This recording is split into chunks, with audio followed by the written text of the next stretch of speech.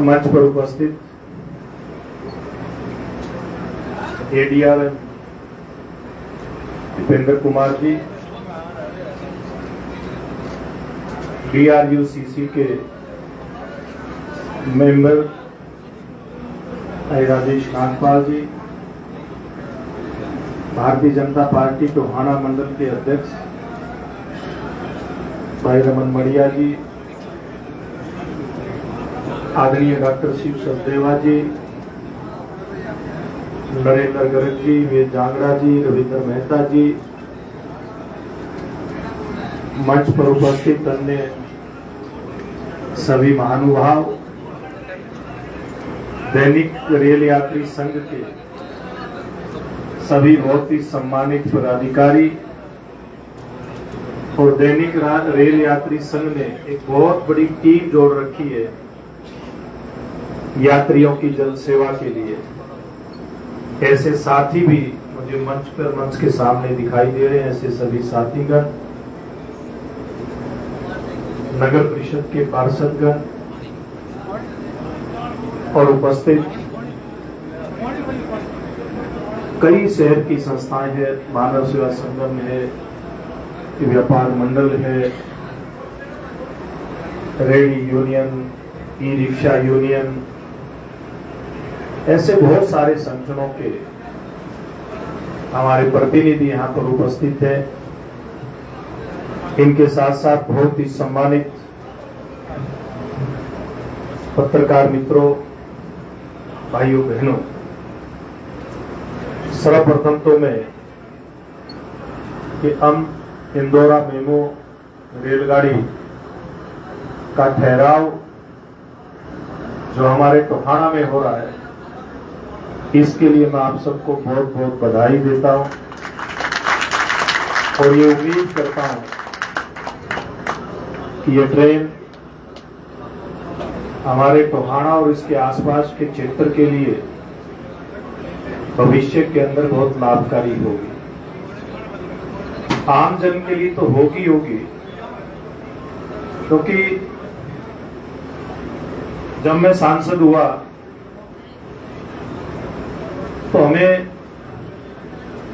को चिट्ठी मिली हमारे रेल मंत्रालय से कि आपको जो डीआरयूसीसी है उसके मेंबर के नाते कोई नाम देना है। तो मैंने अपने कुछ साथियों से चर्चा की कि किसका नाम देना चाहिए, कोई किसी का नाम, कोई किसी का नाम, क्योंकि नाम जब भेजते हैं सैनी साहब तो फिर वरिष्ठता के नाम पे आता है पार्टी में कौन वरिष्ठ है। लेकिन मैंने दूसरे दृष्टिकोण से देखा कि हमारे दैनिक रेल यात्रियों की समस्या का समाधान कौन व्यक्ति कर सकता है। और राजेश नागपाल से आज का नहीं, कई साल से और इनकी टीम के कई अन्य सदस्यों से मेरा मेल मिलाप रहता है।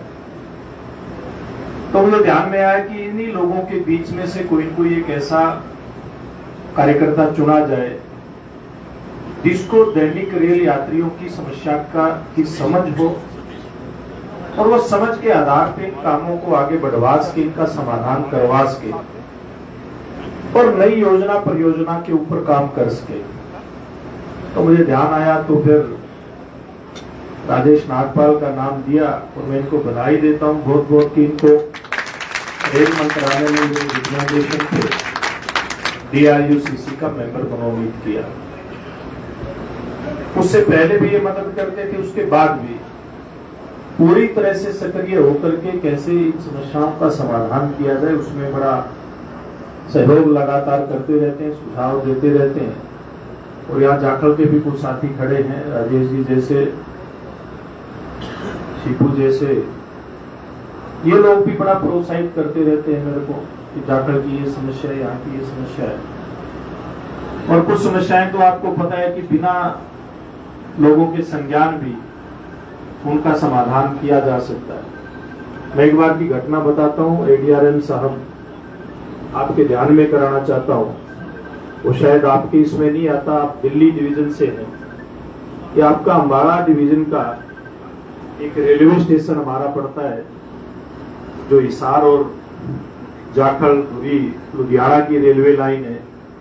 एक बार 2012 की बात है जैन साहब, मुझे कोई मिलने वाला लुधियाना के सीएमसी हॉस्पिटल में एडमिट था और मैंने सोचा कि सुबह मैं इससे मिल करके आऊंगा, घर से जल्दी निकलूंगा।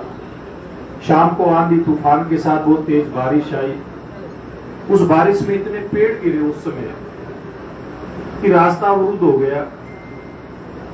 तो मैंने सोच रखा था कि मैंने जाना ही जाना है, तो मैंने प्लान बनाया कि सुबह जल्दी जो ट्रेन हिसार से पैसेंजर ट्रेन कोई जाती है, और टाइम एग्जैक्ट मेरे ध्यान से उतर गया, ये जाखल वाले जानते होंगे क्या टाइम आती है वो, लेकिन बहुत जल्दी थी वो ट्रेन। तो मैं घर से किसी प्रकार से ललोदा रेलवे स्टेशन का जो फाटक है वहां तक पहुंचा, और वहां पहुंच करके मेरे को इतना तो ध्यान था कि यहाँ रास्ता नहीं है, सड़क नहीं है, लेकिन इतना ये ध्यान नहीं था कि इतनी भीड़ आम यात्री को हो रही है। तो वहां से फाटक से और रेलवे स्टेशन तक पैदल जाना पड़ा। मैं अकेला यात्री नहीं था, कई और यात्री थे। तो संकल्प से सिद्धि वाली बात बताऊंगा। मोदी जी जो नारा देते हैं संकल्प से सिद्धि, जिसके कारण से धारा 370 जैसी धारा समाप्त हुई है, उस दिन पता नहीं कैसे ईश्वर कृपा से मैंने एक संकल्प लिया, मन में सोच लिया कि कभी न कभी सरकार हरियाणा प्रदेश के अंदर बनेगी, उस समय ये ललोदा पिरथला रेलवे स्टेशन का रास्ता में पक्का बनवाऊंगा। संकल्प लिया तो सिद्धि का रास्ता ईश्वर ने तय कर दिया, और आज सांसद के नाते आपके बीच में खड़ा हूं। जब हरियाणा प्रदेश में सरकार बनी तो मैंने डीआरएम अंबाला से मीटिंगें की। उन्होंने अपने जो भी आपके इंजीनियरिंग डिपार्टमेंट के अधिकारी हैं उनको मेरे संपर्क के लिए भेजा, मेरे से मिले वो।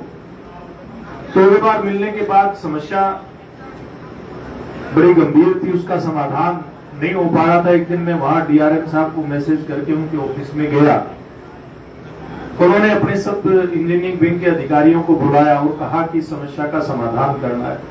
तो भी तैयारी के साथ बैठे थे। आप लोग जब बैठक बुलाते हो तो कार्यकर्ता को एजेंडा, अपने अधिकारी को, कर्मचारी को एजेंडा दे करके बुलाते हैं। उन्होंने मेरे को बताया कि हम रास्ता तो बना देंगे, लेकिन हमारे पास तो पैसा नहीं है। मैं क्या, तुम करोगे क्या? कहले हम तो खाली सुपरविजन कर देंगे। मैं क्या, जगह कौन देगा? कहले जगह तो हमारी कब्जा हुई पड़ी है। मतलब मैंने वहां पंचायत के अंदर सरकार बनने की बात हाँ कर दी, भाई रास्ता तो बनेगा ही बनेगा, लेकिन अवरोध बहुत थे। फिर कुल मिलाकर के लंबी कहानी है। फिर अधिकारियों ने आखिर में कहा कि हमारे पास पैसा नहीं है। मैं क्या, पैसा मैं दूंगा हरियाणा सरकार से। वो डिपॉजिट वर्क के नाते वो काम करवाया। आज जो फाटक है उससे और रेलवे स्टेशन ललोदा तक पक्का रास्ता जाता है, बहुत सारे लोग गए भी होंगे।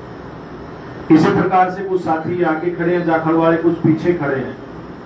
जाखल में ओवरब्रिज बना, मुझे आप लोगों के आशीर्वाद से विधायक होने का मौका मिला। तो कई साथी एक बार मेरे पास आए, उन्होंने कहा कि रेलवे ओवरब्रिज जो बना है इसके बराबर से एक अंडरपास बनाया जा रहा है, क्योंकि वो थोड़ा शहर से दूर है। आप लोगों को तो पता ही है, मंडी से दूर पड़ता है। तो मैंने कहा इसके कारण से क्या दिक्कत आएगी? कहने लगे यहाँ से तो लोग तो आएंगे जाएंगे नहीं, क्योंकि आबादी भी नहीं है, तो यहाँ तो फिर ये गलत लोगों का अड्डा बन जाएगा। मेरे भी दिमाग में बात तो सही है, क्या तो शरारती तत्वों का एक ठिकाना बन जाएगा, उनका एक आश्रय स्थल बन जाएगा। तो मैं, सुरेश प्रभु जी रेल मंत्री थे, उनके पास गया, इन साथियों को साथ लेकर के गया। आज वो आया क्या अपना दूसरा साथ,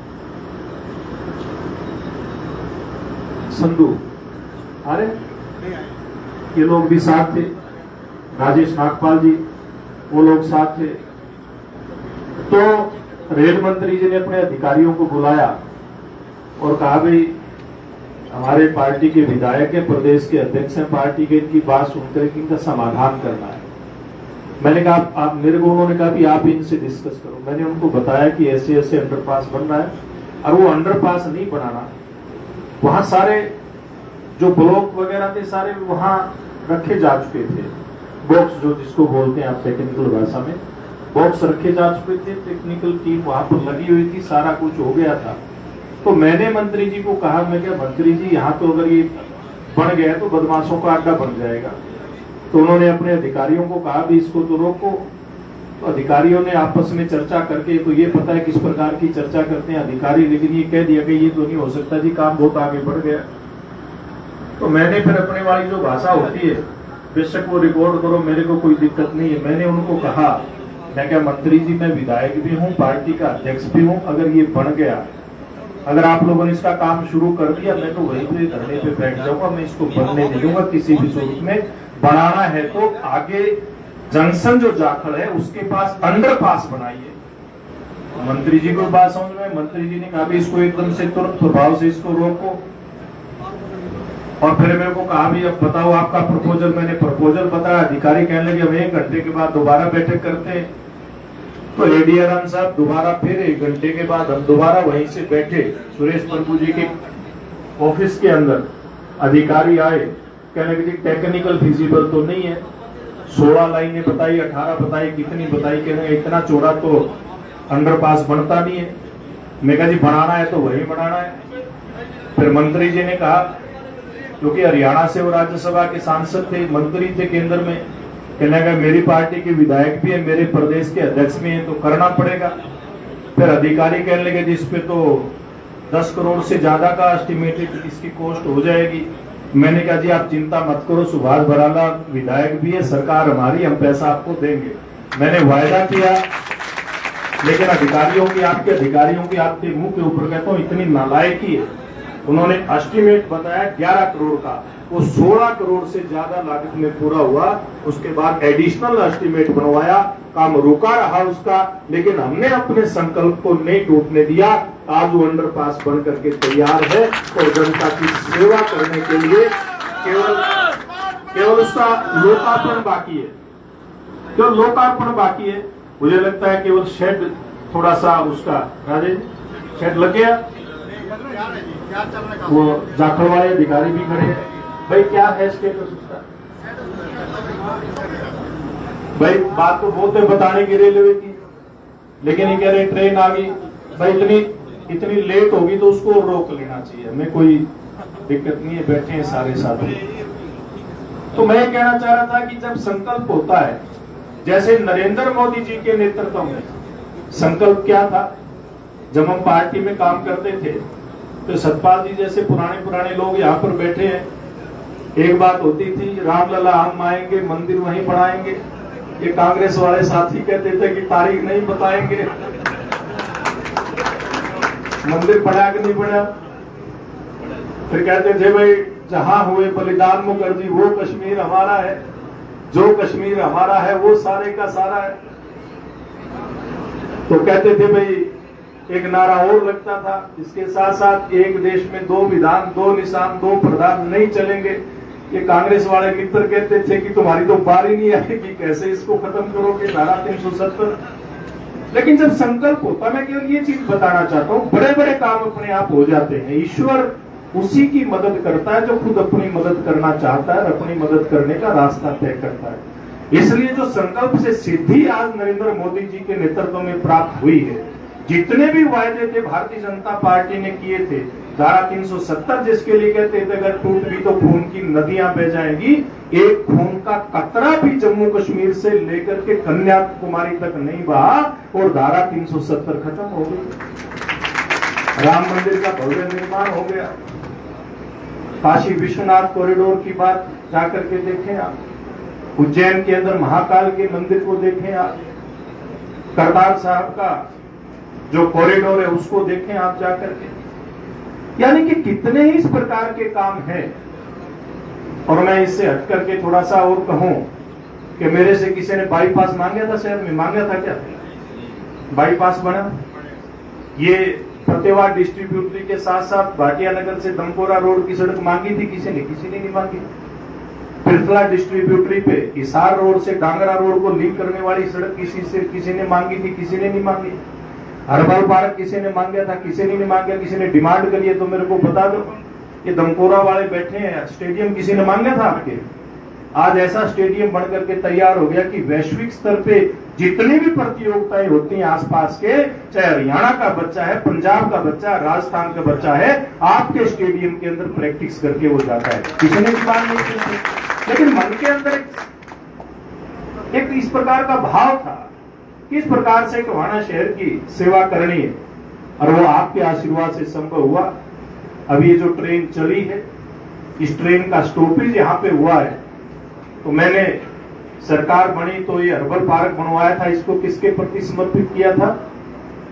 जिस व्यक्ति ने बिलासपुर में जो बांध बना, उसके उजड़े हुए यहाँ परिवार बैठे हैं, ओस्टीज जिसको बोलते हैं, भाखड़ा ओस्टीज बैठे सतपाल जी इनके साथी, कंवर सेन जी गुप्ता, लाला कंवर सेन जी गुप्ता को समर्पित हमने हर्बल पार्क किया था, क्योंकि नदियों की नहरों की नगरी है, तो उनके कारण से है। उनका बड़ा वहां पर एक स्टेच्यू वहां पे लगा हुआ है अपने इस रोड के ऊपर, और वहां उनके नाम से एक पार्क बना। और ये ट्रेन का जो ठहराव है वो भी मैं समझता हूं, इस ट्रेन का जो शुरुआत है, मुझे नहीं पता मेरे से पहले किसने डिमांड की थी, किसने नहीं की थी इस ट्रेन की, लेकिन मैंने सदन के अंदर स्पेशल मेंशन में जो विषय उठाया था कि हिसार से, और मुझे कुछ साथियों ने जो बनाया था, ये ट्रेन यहाँ की चलनी चाहिए, चंडीगढ़ की चलनी चाहिए, और उसमें कुछ साथियों ने फिर कहा कि ये तो उससे भी आगे चल सकती है, फिर वो डिमांड भी मैंने लिखित में भेज दी थी। आज ये ट्रेन अगर हिसार के रायपुर से और पिंदौरा की शुरू हो रही है, तो इस ट्रेन को मैं भाखड़ा जो बांध के पोस्टीज हैं, उसके जो विस्थापित हैं, जो हमारे क्षेत्र में रहते हैं, मैं इसको ट्रेन को उनके प्रति समर्पित करना चाहूंगा कि ऐसे सब हमारे जो नागरिक, हम लोगों को पानी मिले, हम लोगों को कृषि योग्य पानी भी मिले, हम लोगों को पीने का पानी भी मिले, इसके लिए वो उजड़ करके वहां से आए थे, विस्थापित होकर के आए थे। इसलिए ऐसे सब परिवारों को याद करते हुए इस परियोजना को, इस प्रोजेक्ट को उनके प्रति समर्पित करते हुए आप सबको मैं बहुत बहुत बधाई देता हूं। और आप सबको भी मैं एक आग्रह करूंगा कि हम सब लोगों को जितनी भी अपनी क्षेत्र की डिमांड है, उनके प्रति जागरूक रह करके, उनके प्रति सचेत रह करके उनका समाधान किस प्रकार से करवाना है, इस बात के प्रति अगर थोड़ा सा भी गंभीर हो जाएंगे, तो निश्चित रूप से जो कोई व्यक्ति सोचता है वो काम जरूर हमारा पूरा हो जाता है। और संकल्प, जैसे मैंने कहा, अगर कोई व्यक्ति संकल्प लेता है तो संकल्प की सिद्धि जरूर होती है। वो नरेंद्र मोदी जी के नेतृत्व हमने देखा, और वो हमने वर्तमान में अब हरियाणा प्रदेश में हमारे बड़े यशस्वी मुख्यमंत्री नायब सैनी जी के नेतृत्व में देख रहे हैं, और पूर्व में हमने मनोहर लाल जी के नेतृत्व में भी देखा कि किस प्रकार से संकल्प से सिद्धि होती है। हरियाणा में नौकरी जो मिलती थी वो किस प्रकार से मिलती थी, ज्यादा कहने की जरूरत नहीं है, उसमें पर्ची भी चलती थी, खर्ची भी चलती थी, लेकिन एक संकल्प लिया था कि इसको किसी भी सूरत में नहीं चलने देंगे, हरियाणा प्रदेश की व्यवस्था में परिवर्तन करेंगे। आप लोगों के आशीर्वाद से संकल्प लिया था, आप लोगों के आशीर्वाद से इस सिद्धि तक पहुंचा है। आइए हम मिल करके संकल्प लें। आज समाज के सामने बहुत सारे चैलेंज है, उनको मिल करके हम चैलेंज को दूर करेंगे, और हम मिल करके भारत को 2047 तक विकसित राष्ट्र की श्रेणी में खड़े करने में अपना सहयोग देंगे। आप इतनी बड़ी संख्या में आए, आप सबका बहुत बहुत धन्यवाद। और मैं धन्यवाद करना चाहूंगा इस मंच के माध्यम से रेल विभाग के जितने भी अधिकारी जिन्होंने भी इन कामों के अंदर सहयोग दिया। ऐसे काम भी बहुत सारे हैं जो मैं चर्चा नहीं कर पाया, इन्होंने भी पर्ची दे दी, ट्रेन आ चुकी है, कि उन कामों के लिए जिन अधिकारियों ने सहयोग किया उनका भी धन्यवाद है। रेल मंत्री हमारे अश्विनी वैष्णव जी, उनका भी धन्यवाद है। रेल राज्य मंत्री रवनीत बिट्टू जी, उनका भी बहुत बहुत धन्यवाद है। और ये सब संभव हुआ है तो देश के प्रधानमंत्री नरेंद्र मोदी जी के आशीर्वाद से संभव हुआ है। आइए हम सब मिलकर के उनके संकल्प से सिद्धि के कार्यक्रम में अपने आप को भागीदार करें। आप सबका बहुत बहुत धन्यवाद।